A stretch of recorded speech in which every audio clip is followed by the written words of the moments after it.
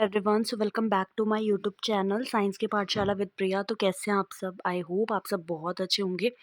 बहुत अच्छे से आप लोग की पढ़ाई भी चल रही होगी। तो जैसा कि आप सबको पता है कि अभी हम क्लास 12th का 4th चैप्टर कर रहे हैं, जो कि आपका principle of inheritance and variation है।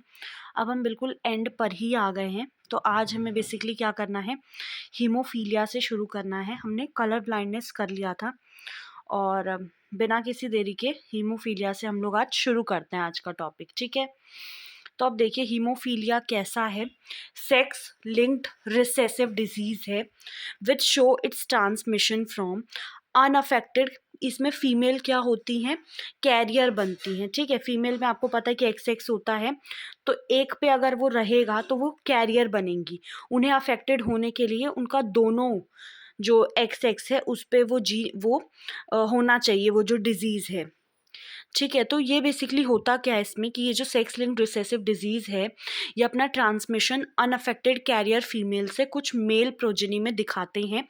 Has been widely studied in disease में होता क्या है कि एक सिंगल प्रोटीन है जो कि आपके बहुत सारे कैस्केड ऑफ प्रोटीन, मतलब ग्रुप ऑफ प्रोटीन समझ लीजिए, उनका पार्ट है जो कि आपका क्लॉटिंग में इन्वॉल्व होते हैं, ब्लड के क्लॉटिंग में इन्वॉल्व होते हैं। और इसकी वजह से क्या होता है, अफेक्टेड इंडिविजुअल में अगर एक सिंपल कट भी लग जाता है तो उससे नॉन स्टॉप ब्लीडिंग होती रहती है। अब जो हेट्रोजाइगस फीमेल है, हेट्रोजाइगस मतलब उसमें एक पे आपका कैरियर है और दूसरा आपका बिल्कुल नॉर्मल है, तो ये आपकी कंडीशन हेट्रोजाइगस वाली हो गई। ठीक है, तो जो हेट्रोजाइगस फीमेल है जो कि कैरियर है हीमोफीलिया के लिए, वो डिजीज़ को ट्रांसमिट कर सकती है अपने सन्स में। और जो पॉसिबिलिटी होगी फीमेल की एक हीमोफिलिक होना, ये एक्सट्रीमली रेयर है। इस लाइन को याद रखिएगा, ये आपसे पूछा जा सकता है कि जो फीमेल की पॉसिबिलिटी है हीमोफिलिक होने की, वो एक्सट्रीमली रेयर है, क्योंकि जो मदर होगी ऐसी फीमेल की, उनको एटलीस्ट कैरियर होना चाहिए और फादर हीमोफिलिक होंगे, तब जाके आपका दोनों जब होंगे तब जाके आपका क्या होगा, इसमें जो फीमेल है वो अफेक्टेड होगी, जो उनकी बच्ची होगी। The family pedigree of the queen Victoria में हमें दिखे हैं कुछ haemophilic, number of haemophilic descendants, क्योंकि वो क्या थी, कैरियर थी। ठीक है, अब हम आ जाते हैं नेक्स्ट पे, सिकल सेल अनीमिया। तो ये आपका ऑटोजोम लिंक्ड रिसेसिव ट्रेट है। तो ये आपका पेरेंट्स ऑफस्प्रिंग में ट्रांसमिट होगा व्हेन बोथ द पेरेंट्स, अगर दोनों पेरेंट्स इस जीन को कैरी करेंगे, हेट्रोजाइगस कंडीशन होगी, तब जाके आपका ये ऑफस्प्रिंग में ट्रांसमिट होगा। ठीक है, ये जो डिजीज़ है इसको कंट्रोल करता है सिंगल पेयर ऑफ एलील, जो कि आपका HBA and HBS out of 3 possible genotype. अब जो होमोजाइगस इंडिविजुअल है, मतलब जिसमें HBS है, जिसमें ये चीज़ प्रेजेंट होगी, वो आपका डिजीज़ फिनोटाइप होगा। और जो हेट्रोजाइगस होगा इंडिविजुअल, वो अनअफेक्टेड रहेगा लेकिन कैरियर रहेगा डिजीज़ का, क्योंकि 50% प्रोबेबिलिटी होती है कि ट्रांसमिशन की इस म्यूटेंट जीन को की प्रोजेनी में जा सकती है और सिकल सेल के जो ट्रेट हैं वो हो सकते हैं। जो डिफेक्ट होता है इसमें, वो बेसिकली होता किस वजह से, सब्सटीट्यूशन, मतलब होता है कि किसी की जगह कुछ आ जाना। तो ग्लूटामिक एसिड जो है वो आपका आ जाता है किसकी जगह पे, हाँ, ग्लूटामिक एसिड को बदल दिया जाता है वेलिन से। ठीक है, 6th पोजीशन पे जो बीटा ग्लोबिन की जो चेन है उसमें हीमोग्लोबिन। अब जो अमीनो एसिड का जो सब्स्टिट्यूशन हुआ है इस प्रोटीन की चेन में, तो इससे क्या होता है, single base substitution at the 6th codon of the, ये हम वहाँ पे देखेंगे अभी अच्छे से कि इसमें बेसिकली हुआ क्या है कि GAG की जगह GUG हो गया है। द म्यूटेंट हीमोग्लोबिन मॉलिक्यूल, इसमें बेसिकली पॉलीमराइजेशन होता है। ठीक है, पॉलीमराइजेशन क्या होता है, जब आपकी सिंगल यूनिट मिलके एक बड़ी चेन बनाती है तो वो पॉलीमराइजेशन होता है। तो जो म्यूटेंट हीमोग्लोबिन मॉलिक्यूल हैं उनमें पॉलीमराइजेशन होता है अंडर लो ऑक्सीजन टेंशन, और जैसे ही कम ऑक्सीजन उनको मिलेगा, उनकी जो शेप है आरबीसी की वो चेंज हो जाएगी, बाइकनकेव डिस्क से चेंज होकर सिकल की तरह लंबी लंबी स्ट्रक्चर हो जाएंगे। एक बार आप यहाँ देखिए, ये आपके नॉर्मल वाले हैं। तो नॉर्मल वाले में क्या होता है, जो HBA जीन होता है, जो हीमोग्लोबिन का जो जीन है, वो यहाँ पे, ये आप अगर ध्यान से देखेंगे तो ये आपका GAG जो है CTC।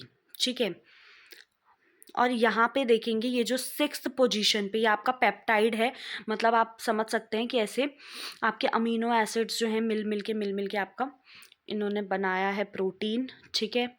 तो यहाँ पे जो 6th वाली पोजीशन है उस पे होना चाहिए था जो हमने यहाँ पे देखा था ग्लूटामिक एसिड होना चाहिए था इस वाली पोजीशन पर। लेकिन होता क्या है कि जो आपको ये चीज़ तो हमने अभी आप पढ़ेंगे कि जैसे ना नॉर्मल ये आपका जीन है, ठीक है, इससे फिर आपका एमआरएनए बनता है, फिर एमआरएनए से आपका प्रोटीन बनता है। ये पूरा सेंट्रल डोग्मा होता है कि डीएनए में जब रेप्लिकेशन होती है तो डीएनए बनता है, फिर डीएनए से आपका एमआरएनए, फिर एमआरएनए से आपका प्रोटीन बनता है, ठीक है।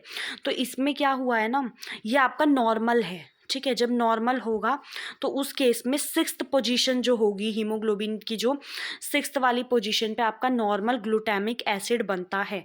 लेकिन जब आपका डिजीज्ड हो जाता है तो ये एस जीन से जब रिप्लेस वो हो जाता है, हमने पढ़ा है कि जब HbS या HbS जब ये वाला आपका होगा तो ये आपका 100% अफेक्टेड होगा।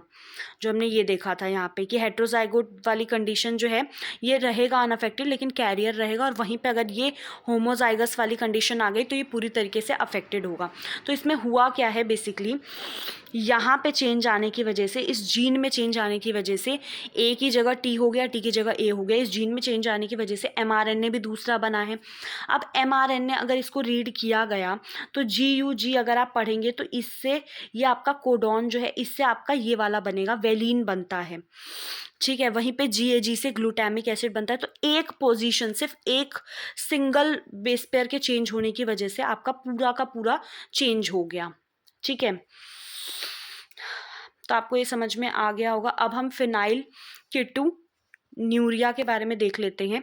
दिस इनबॉर्न एरर, मतलब ये आपका इनबॉर्न एरर होता है बेसिकली मेटाबॉलिज्म में, और इज ऑल्सो इनहेरिटेड एज ये आपका ऑटोसोमल रिसेसिव ट्रेट होता है। तो जो अफेक्टेड इंडिविजुअल है उसमें एक एंजाइम की कमी होती है। ये एंजाइम बेसिकली करता क्या था कि जो फिनाइल एलानिन होता है उसको टायरोसिन में कन्वर्ट करता था, ठीक है। और उसी के परिणाम स्वरूप अब फिनाइल एलानिन को कन्वर्ट करने वाला जो ये एंजाइम था ये मिसिंग हो गया है।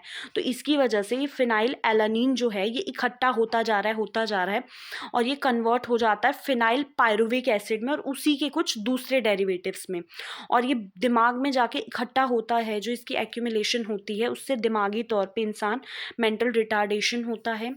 And these are also excreted, और ये यूरिन के थ्रू भी एक्सक्रीट होता है बिकॉज ऑफ इट्स एब्जॉर्प्शन, क्योंकि किडनी इसको एब्जॉर्ब नहीं कर पाती, ठीक है। अब आ जाते हैं थैलीसीमिया पे, ठीक है। फिर आज के लिए हम इतना, फिर नेक्स्ट उसमें हम क्रोमोसोमल डिसऑर्डर देखेंगे। तो थैलीसीमिया क्या है, देखो ये भी आपका ऑटोजोम लिंक्ड रिसेसिव डिजीज़ है, ब्लड डिजीज़ है पहली चीज़। दूसरा ये ऑटोजोम लिंक्ड है, तो इसका मेल फीमेल करके कुछ नहीं है, क्योंकि मेल फीमेल दोनों में आपका ऑटोजोम्स के जो नंबर होते हैं वो बिल्कुल बराबर होते हैं, ये आपको पता होगा। और उसमें भी ये रिसेसिव है, ठीक है।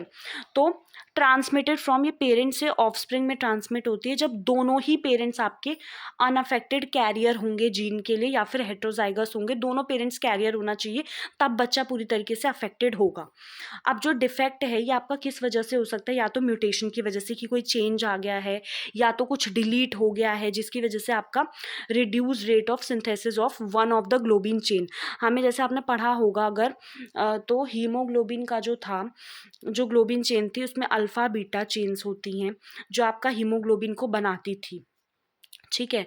तो उसी में ना कुछ चेंज हो गया जिसकी वजह से, मतलब म्यूटेशन डिलीशन होने की वजह से वो बहुत ज़्यादा कम बन रही है, उनमें से कोई एक जो चेन है वो बहुत ज़्यादा कम बन रही है, और इसकी वजह से एबनॉर्मल हीमोग्लोबिन बन रहा है और मॉलिक्यूल रिजल्टिंग इन, इससे अनीमिया हो जा रहा है, ठीक है।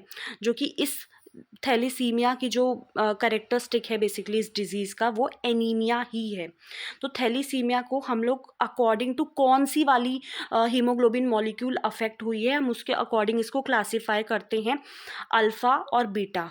तो सबसे पहले अल्फ़ा थैलीसीमिया में क्या होता है, जो प्रोडक्शन है अल्फ़ा ग्लोबिन चेन की वो अफेक्ट होती है, और बीटा थैलीसीमिया में बीटा ग्लोबिन चेन जो है वो अफेक्ट होता है। जैसा कि हमें पता है कि alpha two beta two molecules आपस में मिल के दो होते हैं और वो आपके हीमोग्लोबिन बनाते हैं, ठीक है। तो जौन सा वाला अफेक्ट होगा वो वाला आपका थैलीसीमिया हो जाएगा, ठीक है। अल्फा थैलीसीमिया को कंट्रोल करते हैं दो लिंक जीन्स। तो अल्फा वाले को कंट्रोल करते हैं HbA1 और HbA2, ठीक है, HbA2 ये दोनों कंट्रोल करते हैं। ठीक है, ये लिंक जीन्स हैं आपस में, ये कंट्रोल करती हैं जो आपका क्रोमोसोम 16 पे प्रेजेंट होती हैं दोनों पेरेंट्स के। एंड इट इज़ ऑब्जर्व्ड, और ऐसा ऑब्जर्व किया गया है कि म्यूटेशन या फिर डिलीशन की वजह से 1 और मोर ऑफ द 4 जीन्स, जो जितने ज़्यादा जीन्स अफेक्टेड होंगे उतना कम अल्फा ग्लोबिन मॉलिक्यूल बनेगा। और ऐसे ही बीटा थैलीसीमिया को कंट्रोल करता है एक सिंगल जीन। ठीक है, तो ये जो बीटा थैलीसीमिया इसको एक सिंगल जीन कंट्रोल करता है जो आपका HBB है।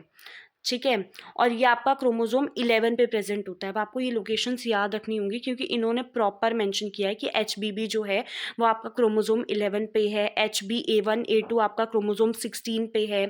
ठीक है, एंड अकर्स ड्यू टू, ये भी आपका म्यूटेशन की वजह से होता है, या तो इनमें म्यूटेशन हो गई हो।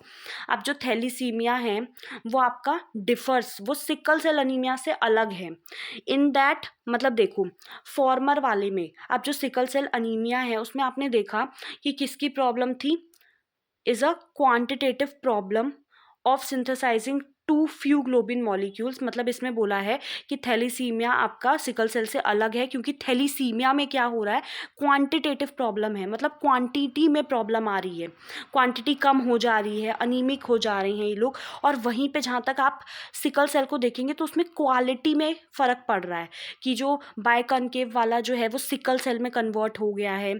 तो क्वालिटी और क्वांटिटी, इसका मतलब आपको पता होगा, क्वांटिटी मतलब कि कितना ज़्यादा बन रहा है कितना कम बन रहा है, और क्वालिटी मतलब किस शेप के बन रहे हैं कैसे बन रहे हैं। ठीक है, तो सिकल सेल और थैलीसीमिया में बहुत मेजर डिफरेंस है। ठीक है, तो सिकल सेल वाला जो है वो आपका क्वालिटेटिव प्रॉब्लम है of synthesising and incorrectly functioning globin. ठीक है, so thank you so much, अपना ध्यान रखिएगा। नेक्स्ट क्लास में हम लोग ये क्रोमोसोमल डिसऑर्डर करेंगे। Thank you.